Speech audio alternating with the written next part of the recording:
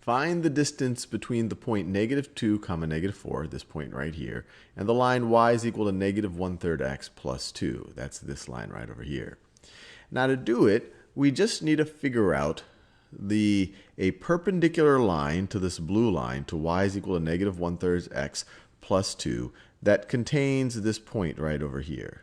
That contains this point. So we need to figure out the equation of this line. And then we need to figure out where do these two lines intersect. And then we need to find the distance between these 2 points of intersection. And we have the shortest distance between this point and this line right over here. So the first step is to figure out what is the slope of this perpendicular line.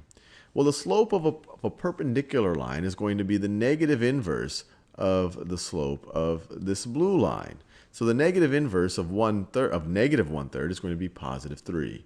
So this line right over here is going to have a slope of 3. So it's going to have the form y is equal to 3x plus b, where b is its y-intercept. It looks, just eyeballing it here, that it's going to be pretty close to 2, but let's verify that. So to figure out what b actually is, let's substitute this point right over here. We know that not only is this line slope 3, but this point has to sit on it. So this point has to satisfy this equation. So when x is -2, y is -4, or we have -4 is equal to 3 times -2 plus b. Let me write the -2 in there. 3 times -2 plus b. And now we can solve for b. We get -4 is equal to -6 plus b. Add 6 to both sides. You get 2 is equal to b, or b is equal to 2. So we were right. The y-intercept for the second line is at 2. So we immediately can eyeball, or we can verify where they both intersect. They both intersect the y-axis at y equals 2. For both of these, when x is equal to 0, y is equal to 2. If it wasn't so obvious, we could set these two equations equal to each other. We could say, look, we have 3x plus 2. We know that this is now 3x plus 2 because b is 2. When does 3x plus 2 equal -1/3 x plus 2? Well, let's see. If we subtract 2 from both sides, when does 3x equal -1/3 x? Well, there's a couple of things that we could do right over here. We could add 1/3 x to both sides, and then we will get 3. So we'll get 3 and 1/3, which is the same thing as 10/3 x is equal to 0. And if you multiply both sides by 3/10, you get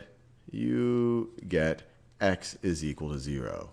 So these two lines intersect when x is equal to 0. For both of them, when x is equal to 0, y is equal to 2.